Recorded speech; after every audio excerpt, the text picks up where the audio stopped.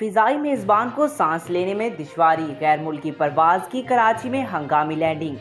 کھٹمنڈو سے شارجہ جانے والی غیر ملکی ایئر لائن کی پرواز نے کراچی ایئرپورٹ پر ہنگامی لینڈنگ کی ہے۔ تفصیلات کے مطابق شارجہ جانے والی ایئر عریبیہ کی پرواز کو جناح انٹرنیشنل ایئرپورٹ پر ایمرجنسی لینڈنگ کرنی پڑی ہے۔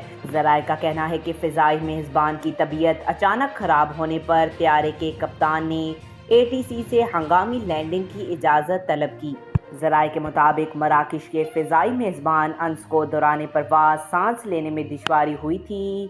پرواز اس وقت پاکستانی حدود میں داخل ہو گئی تھی، جس پر اسے فوری طور پر رحیم یار خان سے کراچی موڑا گیا۔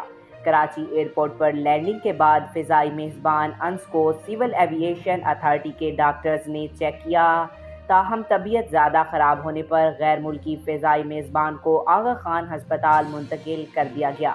آج تک کے لیے اتنا ہی۔ مزید ایسی معلوماتی ویڈیو دیکھنے کے لیے ہمارے چینل کو سبسکرائب